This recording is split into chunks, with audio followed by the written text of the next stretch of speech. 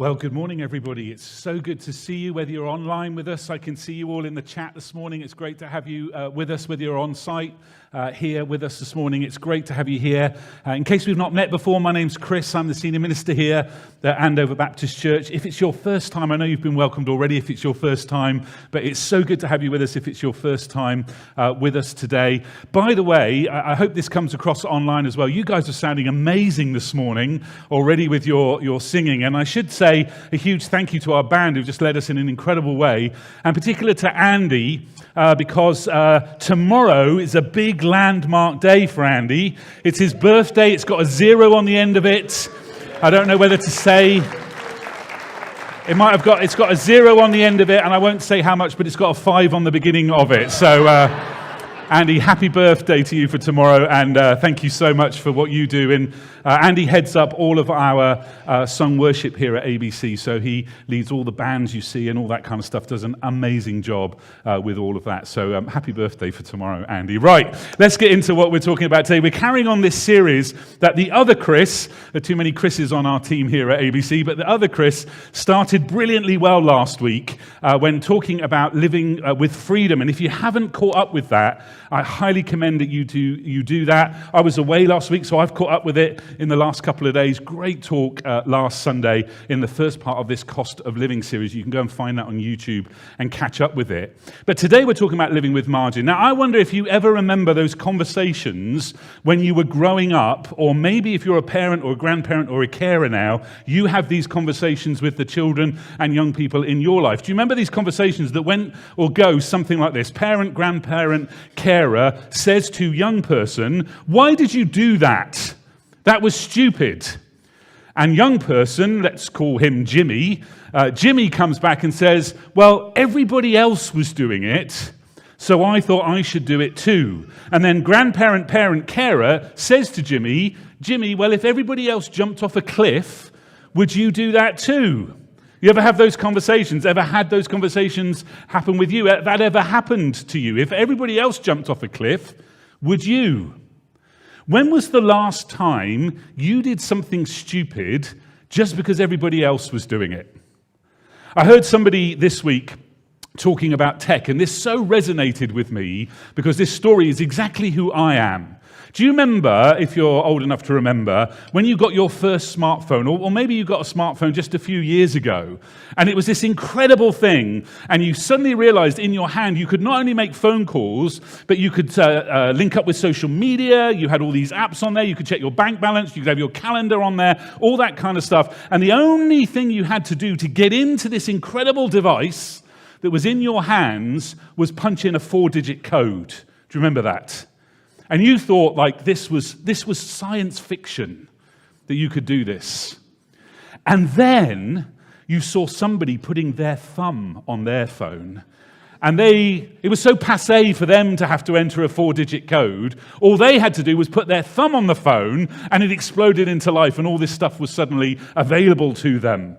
And you thought, I cannot live without that. I cannot go on having to punch in a 4-digit code to open my phone when I know there's a device that all I have to do is put my thumb on it and it will open for me. So you got one, and that was amazing. And then, just a year or two later, you saw somebody and all they had to do was look at their phone and it exploded into life. And you were like, I'm stuck having to put my thumb on the phone. And all these other people have to do is look at their phone. How can I possibly live without this thing? Because I can't. Maybe if you're still putting your thumb on your phone, or maybe you're still punching in a 4-digit code to your phone, and other people just look at theirs, and all this magic happens. And you think, I have got to get myself one of those. I cannot live without that in my life. Now, that's a bit of a metaphor, isn't it? I mean, that's definitely how I am. I see people with tech and I think, I have got to get me one of those. But it's a little bit of a metaphor for what we do in our lives. We see something that somebody else has got, or we see other people jumping off a cliff, and we get into a cycle of jealousy, and we want to have what other people have got just because they've got it, really. And so we jump off a cliff just because everybody else is doing it. Well, of course, all joking aside, that's a really dangerous place to be, particularly when it comes to money and material things. Because the phones that you put your thumb on, or the ones that you look at when you're still putting your thumb on or typing it, they always cost more money, don't they? They always cost more. There's always a price to be paid. But it's so easy to give in to that cycle of jealousy, of wanting what other people have got, and then to get yourself in trouble because of that.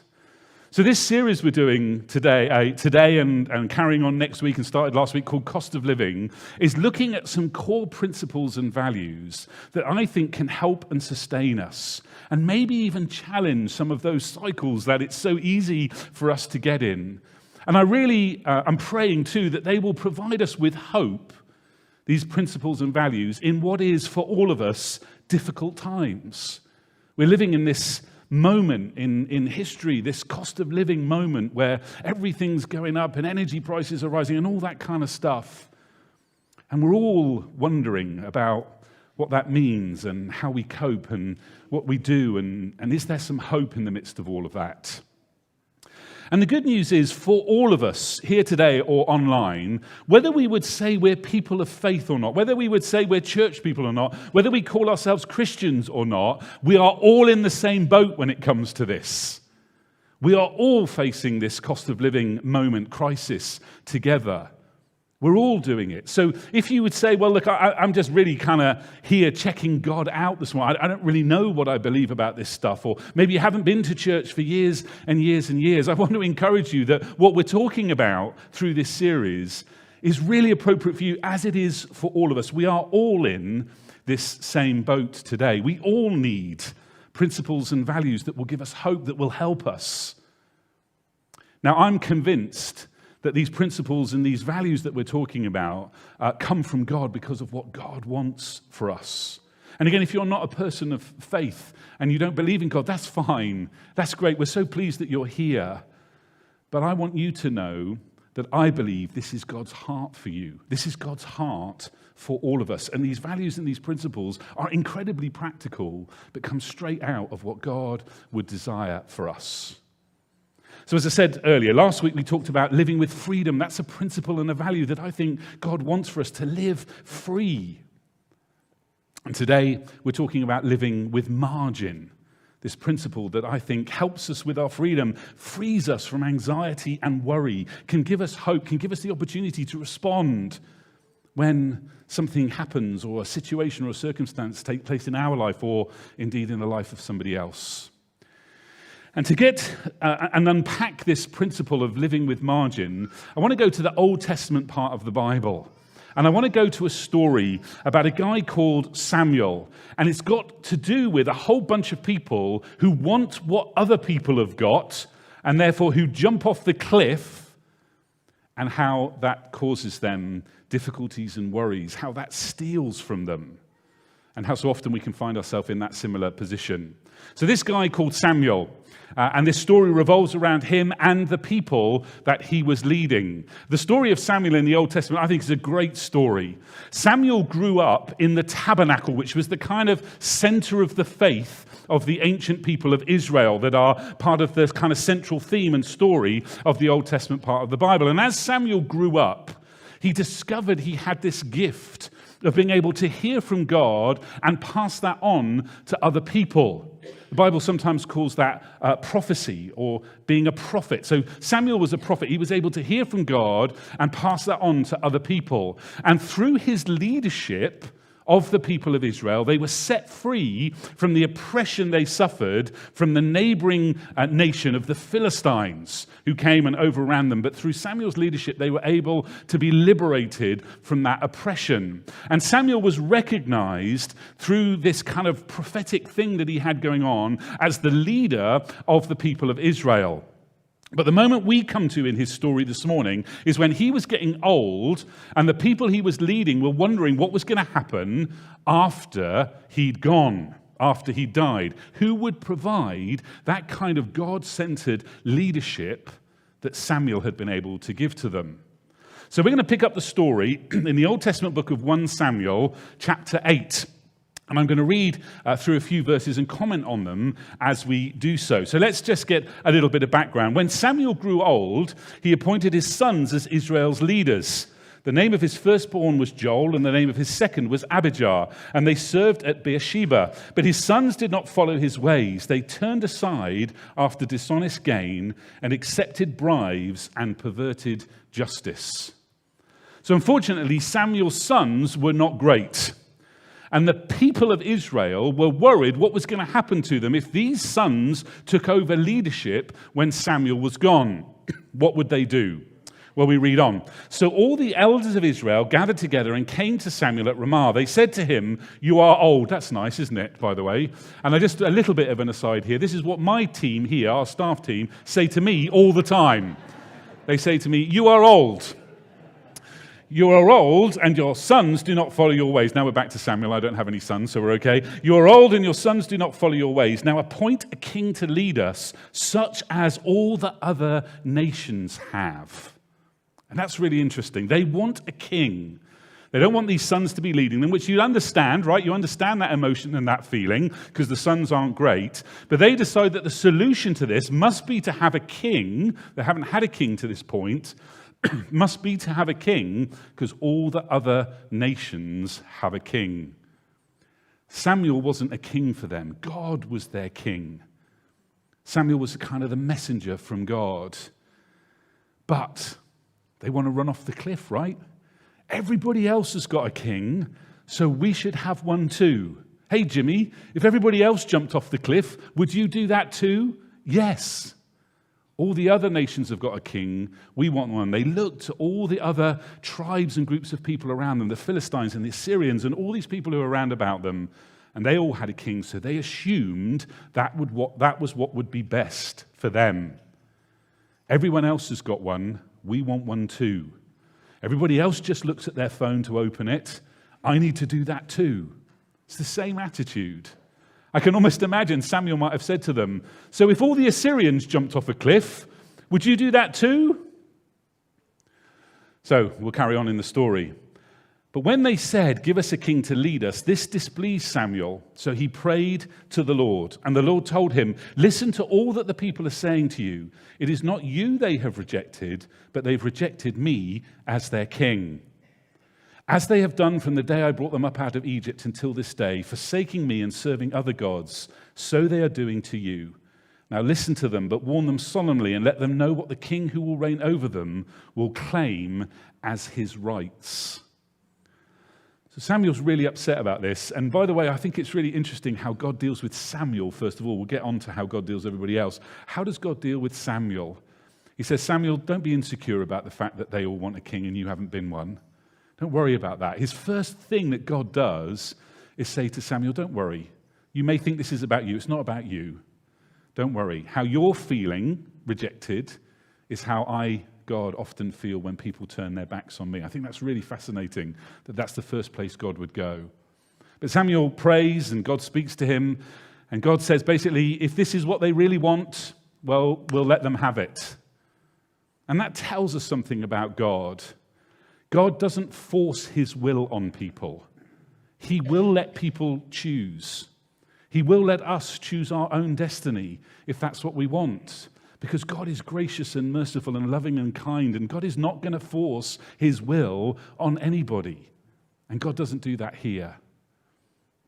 So Samuel gets up before all the people and he explains to them what's going to happen if they choose a king. He said, God's going to let this happen. God's going to allow you to choose this direction, but let me explain to you what is going to happen if you choose a king. And as I read these verses, I want you to see how many times stuff is going to be taken from the people if they choose to have a king. Look, Samuel told all the words of the Lord to the people who were asking him for a king. He said, "This is what the king who will reign over you will claim as his rights." So first of all, you're about to get reigned over. You're about to become enslaved to somebody. And this is what he will claim as his rights. He will take your sons and make them serve with his chariots and horses, and they will run in front of his chariots. Some he will assign to be commanders of thousands and commanders of 50s, and others to plow his ground and reap his harvest, and still others to make weapons of war and equipment for his chariots. He will take your daughters to be perfumers and cooks and bakers. He will take the best of your fields and vineyards and olive groves and give them to his attendants. He will take a tenth of your grain and of your vintage and give it to his officials and attendants. Your male and female servants and the best of your cattle and donkeys he will take for his own use. He will take a tenth of your flocks, and you yourselves will become his slaves. When that day comes, you will cry out for relief from the king you have chosen, but the Lord will not answer you in that day. Look at how much is going to be stolen from them, taken from them, if they choose to go down this route and have what everybody else has.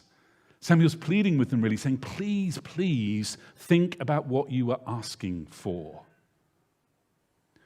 But the people refused to listen to Samuel. No, they said, we want a king over us. Then we will be like all the other nations, with a king to lead us and to go out before us and fight our battles. Then we will be like everybody else. Then we will have what everybody else has got. It doesn't matter that king's going to steal from us and take from us and enslave us and entrap us. It doesn't matter, because we will be like everybody else now.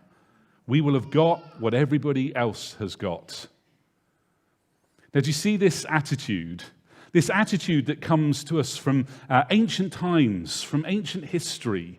It's the same attitude that human beings have and have had all through their history. It's the same attitude we so often have today. It's the same attitude I've got when it comes to phones and tech. And it's been going on for centuries. This need or desire in us to have what everybody else has got. And it's been going on in us for as long as there have been human beings. And Samuel is pleading with them and saying, please, please don't take this route. If you go down this path, you're going to be enslaved to this thing that you think you want. You're going to have to give them of your first and your best. And when you become enslaved, when you make that decision, things are taken from you. Things that are precious to you will be stolen away. And I wonder if that resonates with you at all. I wonder if you think of the things sometimes you've given yourself away to. You've had that you couldn't really afford, that debt that you've got into, that time and energy that you've given into something that's not been good for you, the choices that you've made and how they have left you feeling entrapped or enslaved. Whether they've stolen something from you. You know, every time financially we go into debt, whatever that looks like, the first priority with our finances has to be to service that debt. The people that you are in debt to don't care about anything else that's going on in your life. They don't care about other priorities that you might have or other things that you might want to do. They just want their payment. And they're going to come at you first. That's the first thing that's going to happen. I wonder if you've ever looked back at the route you've taken, maybe because everybody else seems to be taking it, but it's left you struggling to cope or struggling to keep up. Perhaps, maybe we can put this another way, we've elevated something up in our lives, but that thing that we've elevated is making demands on us that are leaving us feeling trapped. Who or what are you elevating in your life that's making demands on you that you can't keep? Maybe it's that payment plan or that credit card payment for that new TV that seemed to make so much sense when you were in the shop, but now you're struggling to keep up payments on. Maybe it was that promotion at work that seemed so good and that everybody wanted you to take and that everybody else seemed to be having. But now it's making demands on your time and your weekends and your evenings, and you don't have a life beyond work, and it's just too much. Or once upon a time, you liked a glass or two of wine at the end of a week, but now it's become every evening, and it's more than a glass, it's a bottle, and it's making demands on you. Or that relationship that you're in that seems like such a good idea at the time and you wanted so desperately to have because everybody else you know seems to be in a relationship. So even though you weren't totally sure when it started out, you set off down that road and now that relationship is making demands of you that are uncomfortable or that stop you being you and you feel enslaved.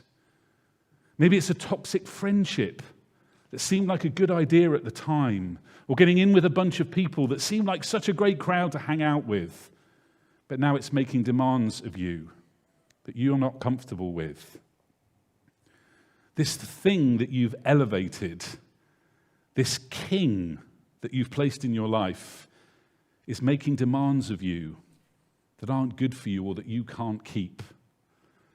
You know, if we had time to read on in the story of Samuel, we would see that the Israelites got their wish, they got their king, and all of this came true. They became enslaved and entrapped, and this would be their experience going forward. And maybe as we're talking right now, you realize that this is your experience. Maybe this is happening for the first time. Maybe you're seeing for the first time what's really going on. These kings that you've elevated in your life that are now trapping you. If we want to live with margin, live free from anxiety and worry, we have to get rid of those kings in our lives. We have to get rid of those kings. And I want to say again, whether you're a person of faith or not, God has a heart for you. God has a way that he would like you to live, an experience that he would like you to have. And it's not this. It's not being entrapped and enslaved to those kings. That's not how God would want you to live. God doesn't want you to live struggling to make payments or pay off debts. God doesn't want you to live constantly enslaved to another person or to a bank or to a credit card company or to an employer or to a toxic relationship. God doesn't want you to be enslaved to those things.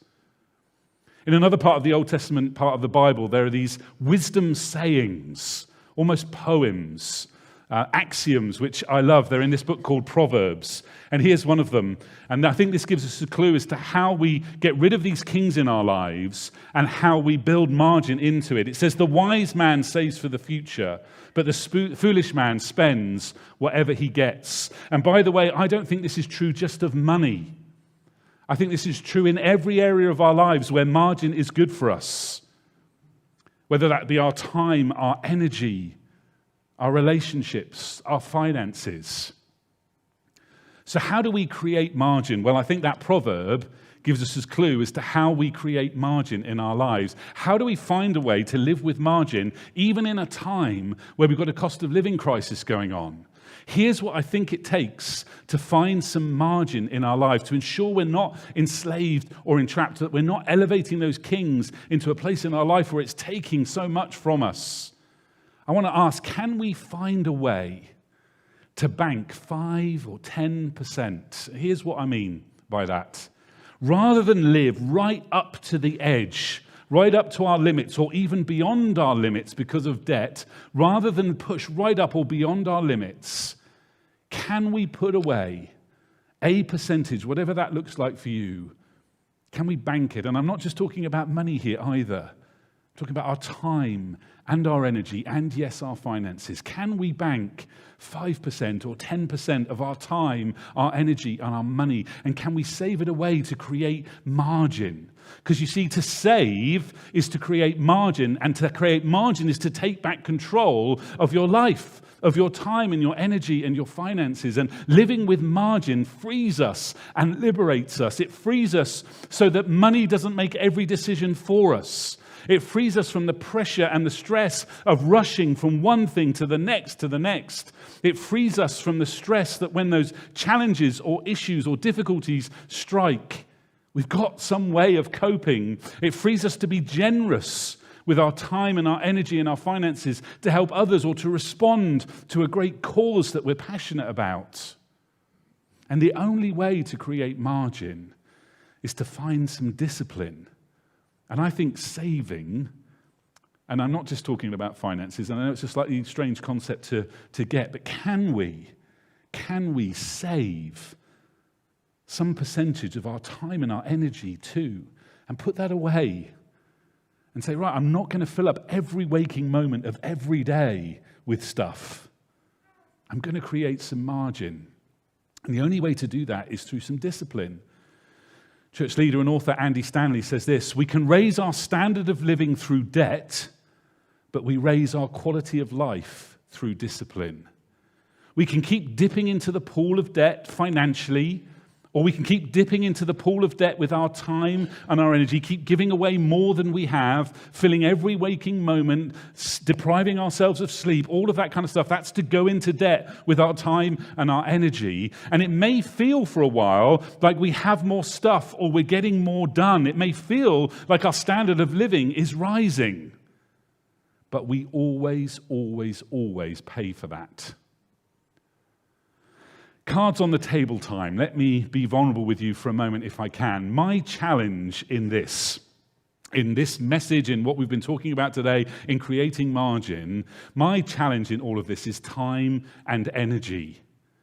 Many years ago, at a church I was at, we did a great money management course. And I did it along with others there, and along with what my dad taught me when I was growing up. It taught me discipline in our finances. And I've learned to create that discipline. It would not be my natural inclination. I would get the latest gadget every day of the week. But I've learned some discipline in that area of my life and created some margin in our finances. But for me, time and energy are a whole different matter. I live right up to the edge with those things, as people who know me would tell you, and I'm trying not to look at them at the moment. They would tell you that I'm being honest and truthful here. I always want to be doing stuff. I always want to be throwing myself in, and every last ounce of time and energy I've got. I love being a leader in a church like this, and I love throwing all of my time and energy into it. But it can become, for me, all-consuming. And thank God I have some wonderful people in my life who nag me about it a lot.